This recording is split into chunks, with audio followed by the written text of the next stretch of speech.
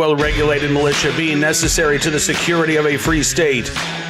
The right of the people to keep and bear arms shall not be infringed. Welcome to another edition of Bearing Arms, Cam and Company. My name is Cam Edwards. Glad you're with me on the program today. We're going to be talking with my friend and Bearing Arms contributor Ryan Petty, who has a beefy look at why the ATF can't be reformed, why it needs to be abolished. That is at bearingarms.com. But when I started going through Ryan's piece and editing it, I thought, I want to talk with Ryan about this. So Ryan's going to join us here in just a couple of minutes to talk about his excellent piece, laying out all of the reasons why reform just simply isn't enough when it comes to the abuses that we've seen from the ATF in recent years. Before we get to that conversation, however, let's talk about this for just a second. Biden's America. It is crushing us. You've got companies laying off tens of thousands of workers, one after the other. Americans working two jobs just to get by. Inflation pushing hardworking families to the brink, as you well know, every time you go to the grocery store. And a digital dollar could be coming down the pipeline to completely destroy our way of life. The truth is, you need a plan. You know it, and I know it. And that's why you should call Goldco, so you can diversify your savings and investments with gold and silver before things get worse. They're a 6-time Inc. 5000 winner, 2022 Company of the Year, thousands of 5-star reviews, and they've helped people like you and me place over $1 billion in gold and silver. They're offering up to $10,000 in free silver while supplies last, and if you call them today, qualified callers will get a free Ronald Reagan half-ounce silver coin. So don't wait. Call Goldco at 855-412-3806 today. That's 855-412-3806. And now let's kick off our conversation with Ryan Petty about why reform isn't enough when it comes to the ATF. Take a look and a listen. Ryan, thanks so much for coming to the show. It's good to see you again. Cam, it's always a pleasure to be here, my friend, and great to talk to you today. Absolutely. Well, listen, I was, editing your piece about the ATF, and I thought, you know what, I want to talk with Ryan about this. This is just an excellent, I think, statement about where the ATF is, what has gone wrong, and why, in your opinion, reform is not enough. In fact, reform isn't really an option. So let's kind of go back to the beginning of your piece here. You talk about some of the things that the ATF has been doing, right? Whether it is, revoking FFLs for minor clerical errors, whether it is, trying to write new laws basically out of regulations, the latest of which is this demand letter that's going out about solvent traps. And that is not a formal rule yet. But I think we're heading in that direction. But we've also seen, the rules regarding frames and receivers, stabilizing braces, now the engaged in the business rule that the ATF is promulgating.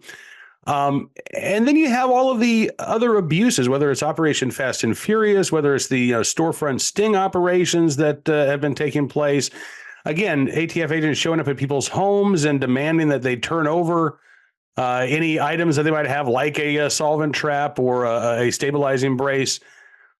And, all of these abuses that you describe taken in toto really do, I think, portray an agency that is deeply troubled and intentionally so with the Biden administration, right? It's not that these are rogue agents who are acting outside of the agency's authority. They're doing exactly what Steve Dettelbach and Dettelbach's boss, Joe Biden, want them to do.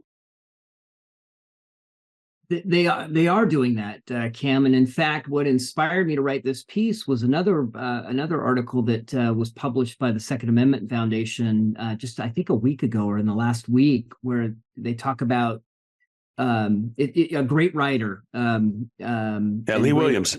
Lee Williams, talking about undoing the work that the Biden administration has done over the last 4 years, and it got me thinking. He's absolutely right. He's laid out a fantastic roadmap for undoing all the bad things that have been done. But it got me thinking, this is the problem we're facing right now. I thought back to a time I sat with Senator Lee just after Parkland, and he walked me through what's happened in DC and how we've lost our way. Congress has abdicated its legislative authority to the executive branch, and we have unelected, unaccountable bureaucrats writing laws, right, that you and I can go to jail if we violate. And none of this would be pleasing to our founders. And so I started thinking about what Lee had written, and I said, hey, wait a minute.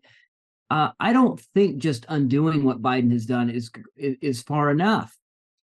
And then, we haven't really talked about this, but my day job is typically I've been a management consultant. I've been inside of companies and outside of companies and brought in to help fix companies on a number of occasions. And part of what I do is to come in and assess the situation and figure out what's going on. And as I step back and sort of applied the tools of my trade to the ATF, I looked at it and I said, wait a minute, I've seen problems like this before.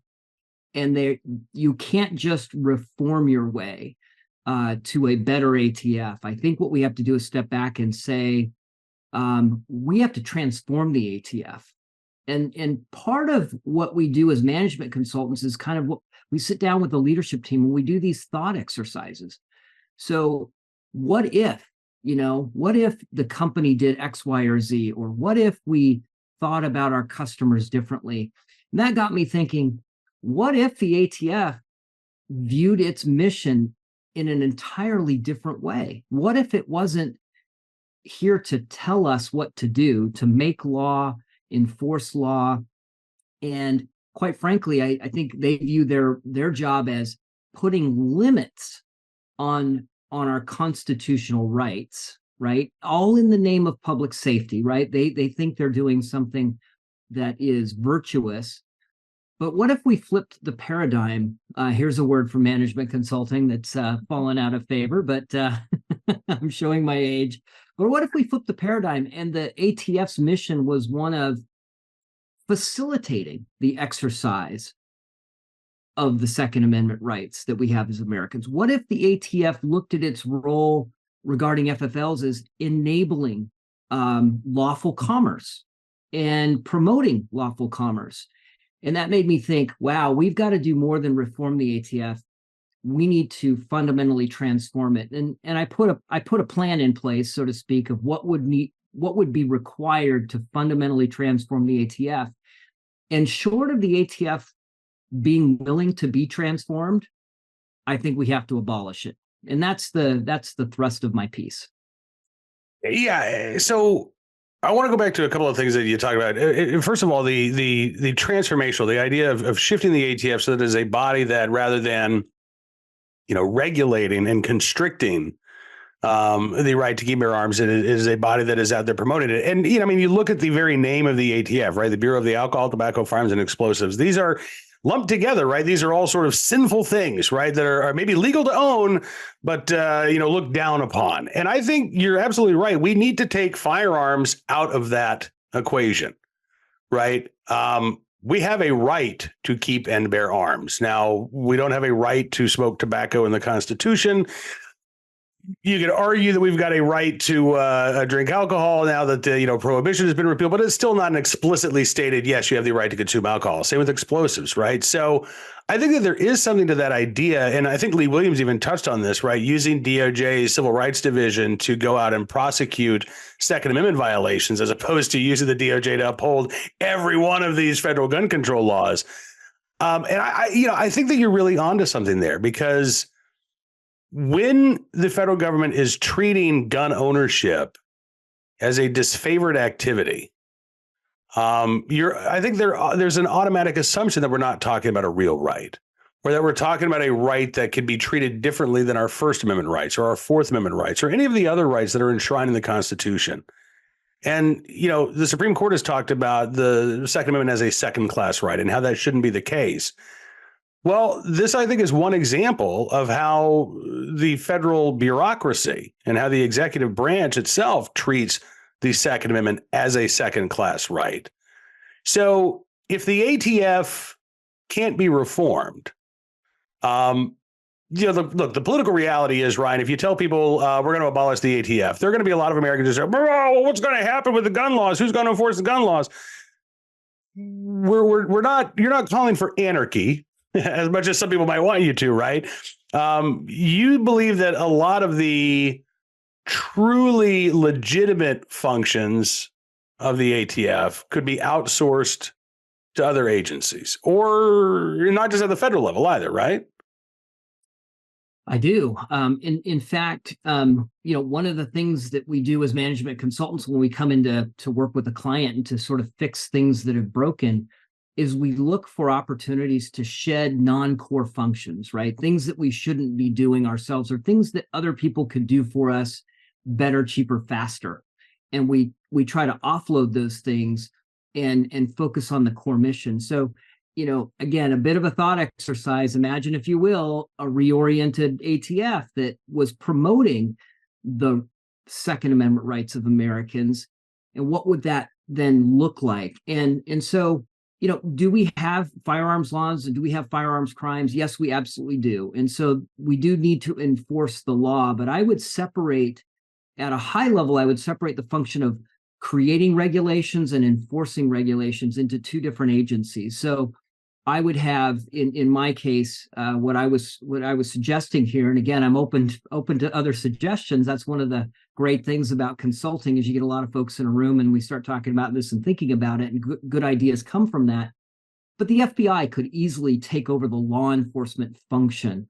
Now, look, the FBI's got its own problems, and I'll be the first to admit that maybe we need to talk, maybe the next article needs about reforming the FBI or transforming the FBI, but the FBI is the federal law enforcement agency where those kinds of functions could land.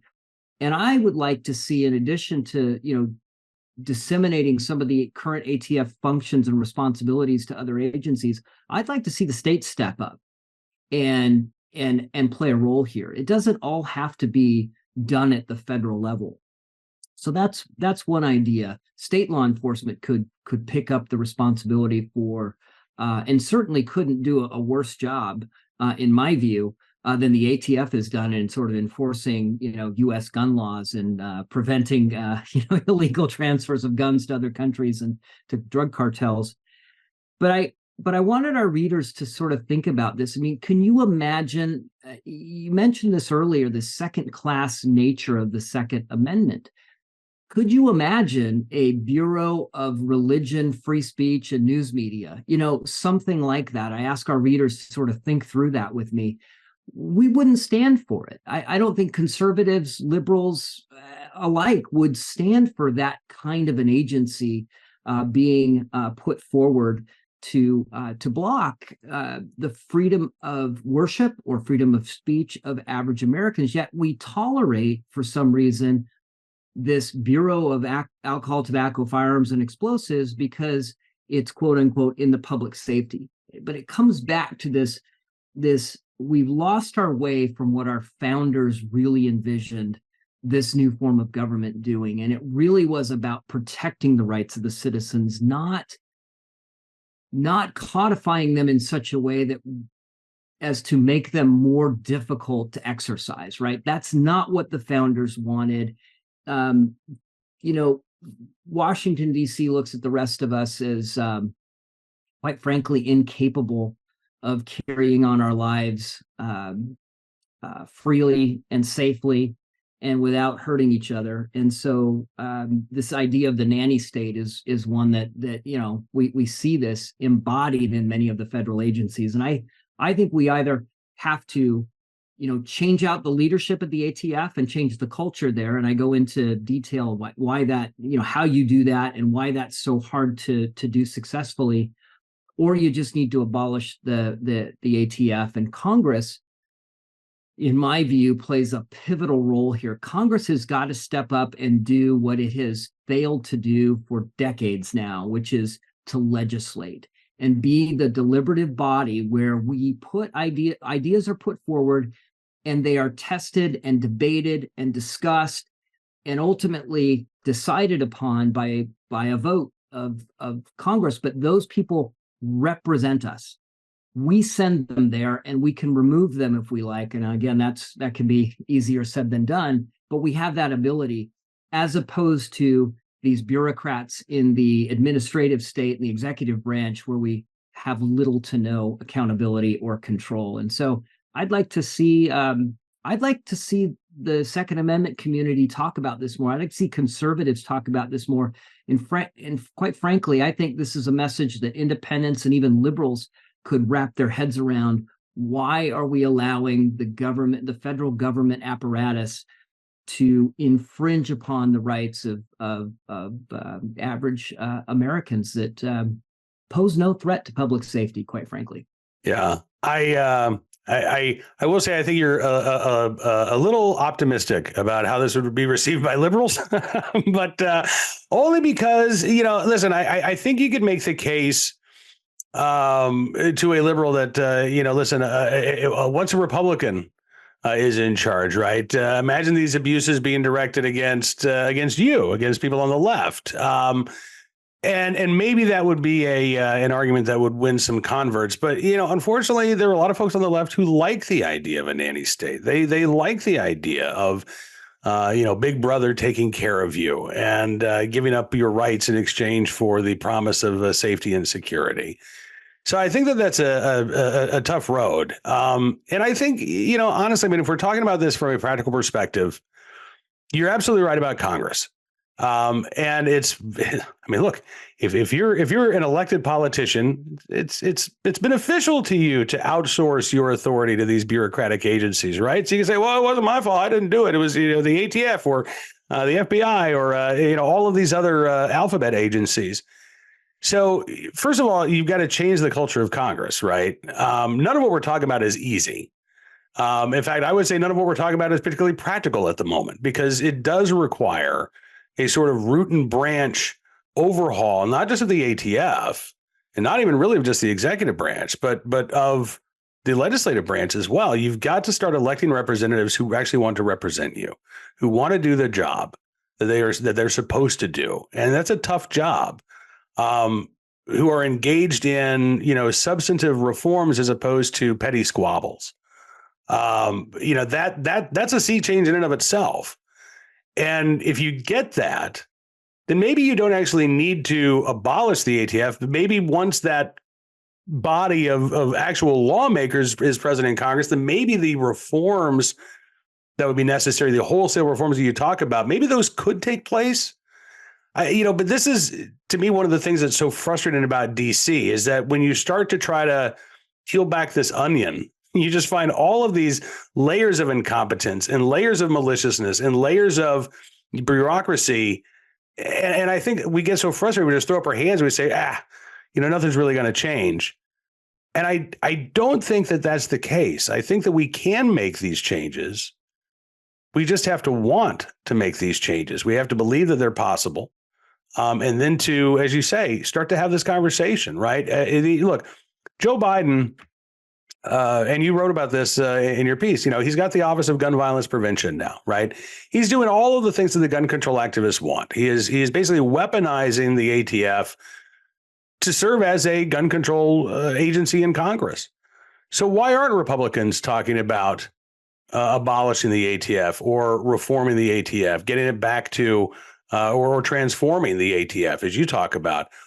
Why are we not having that conversation to counter what the Biden administration is doing with the ATF? And I think you're spot on when you talk about the need to address this. I just don't know. I don't know who is going to be that figure on the right who does do that and who does talk about transforming the agency. I mean, you look at Donald Trump. When he was in office, he called on the ATF to ban bump stocks administratively, right? That's a case that's now going up before the Supreme Court. So I don't know that Trump's the guy to say, I'm going to, abolish the ATF or transform the ATF. I mean, maybe, he says one thing one week and does something else the next week. And, he doesn't seem to have a problem with it. So maybe Trump can make that pivot.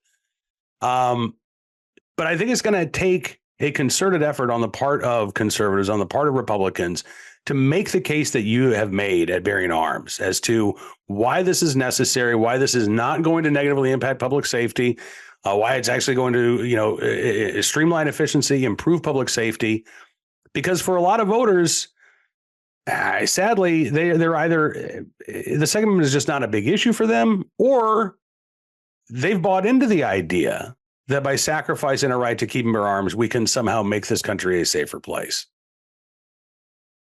Yeah, I think it goes to sort of orientation. I mean, generally speaking, I'm going to paint with a broad brush, right? But conservatives, we tend to react to the things the left does, right? The left learned a long time ago that wielding power allows them to have the control over others that they seek. And so when they get into elected office or get into these bureaucratic unaccountable positions, they aren't afraid to wield power. And we are left oftentimes just to react to the things that they're doing, right? This was sort of my point in thinking about what Lee had written, is to say, it's almost a reaction. We're just trying to undo what he's doing. But maybe if we had our own plan, like we went in and said, okay, these are the things we're going to do. There's been talk about dismantling the Department of Education since Ronald Reagan was president. Right.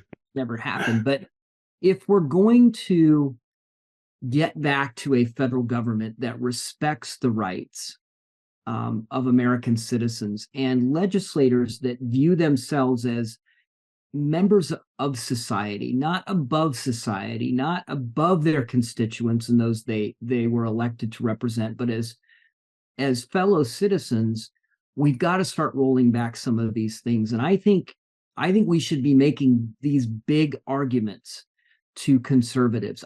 People are afraid to do it because they're worried about the impact it might have, being called crazy by the media and not being able to fundraise effectively and scaring off, big donors and that kind of thing. And I think it's going to take somebody with the courage to not be afraid of the impacts here, but really talk to conservatives and those that love liberty of whatever political stripe, but just those that say, hey, I want to step back. We need to rethink what we've built here over there, particularly the last 70, 80 years since World War II, and really in the 20th century. Is this the right direction for the federal government?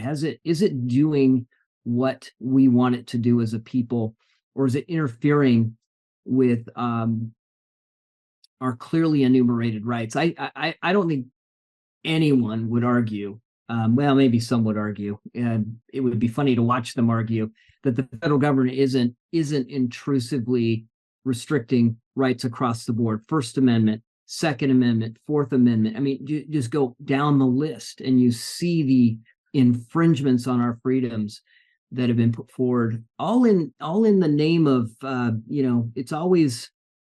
there's always some good behind it, some virtuous idea behind these infringements, but we're not getting the bargain that we were told we would get, right? We're not getting the public safety that we were told we needed, right? We needed the ATF to regulate firearms more aggressively, and Congress gave them power through the Gun Control Act and the National Firearms Act to regulate firearms. We were told this would make things better. And I think we can all agree we haven't seen much evidence of things getting better. So let's step back and say, okay, things didn't work the way we thought they would. Let's abolish some of these agencies. Let's get rid of them. Let's transform the functions that at the federal level so that we can get back to preserving freedom as the founders envisioned our government as primary responsibility was. Well, listen, I think you've given us a lot of food for thought, and may I just make one more suggestion here, because I think none of this happens, none of this can happen, none of this is possible unless we replace Joe Biden in 2024, right? So that's the first step, and once that is accomplished, then we can start to talk about transforming or abolishing the ATF, but you're going to have somebody in the agency while that transition is taking place. So, Ryan, I nominate you to be the next ATF director. I want you to know that if Joe Biden is ousted in 2024, I'm going to be calling on you to be confirmed as the next ATF director. Would you accept if that position was offered to you? It would not be the first time that I was hired to do something and work myself out of a job. So that was, I would gladly take on the responsibility of dismantling the ATF. I am looking forward to hopefully making that happen in the next administration. Ryan Petty, as always, my friend, thank you so much for giving us food for thought. Thank you for all of your contributions to Bearing Arms and for everything you do to truly improve public safety and protect our right to keep and bear arms at the same time. We really appreciate you. Thank you. My thanks to Ryan for joining us on the program and kicking off what I hope will be a conversation we'll be having throughout the 2024 election cycle. Right now, let's turn our attention to today's Armed Citizen story, our good deed of the day, and our recidivist report. We'll start there with a case out of Florida. A Coral Springs, Florida man arrested after pointing an AR-15 into traffic. Now, that alone would have been enough to get him arrested, but, Kiran Ravi Singh is facing so many more charges as a result of his idiocy. According to authorities, he was drunk, or at least had consumed alcohol, before he allegedly walked out of a bar and grill into a parking lot, retrieved a AR-15 from his friend's pickup truck, and then pointed the gun into heavy traffic as well as at the sky. Singh is a convicted felon on probation, legally barred from possessing a firearm, according to Coral Springs police. He was charged with multiple crimes on Sunday, including possession of a firearm by a convicted felon, improper exhibition of a firearm, openly carrying a firearm, and disorderly intoxication. Also ordered held without bond due to his alleged probation violation. Singh, according to authorities, had been hanging out with a couple of friends inside the restaurant, including a man who identified himself as the owner of the rifle and pickup in question. Man told police that he gave Singh his keys and said, "Hey, go start the truck. I got to go to the bathroom." Singh went out to the truck, then grabbed the rifle and, again, allegedly pointed it at heavy traffic as well as up into the sky. His buddy came out of the restaurant, saw what was going on, took the gun from Singh. When police arrived after the incident, they found Singh, at the time shirtless, and his buddies standing next to the truck. All three men taken into custody, two friends, including all three individuals, I should say, two men and one woman, taken into custody, but the two friends were not charged. Singh, the only one, again, facing formal charges. According to Coral Springs Police, Singh has previous convictions this year for attempted burglary, robbery by sudden snatching, as well as aggravated stalking. He's also subject to an active injunction in a domestic violence case, which again begs the question, why was Mr. Singh out? Again, these were crimes he was convicted of earlier this year. Fairly serious, right? Attempted burglary, robbery, aggravated stalking.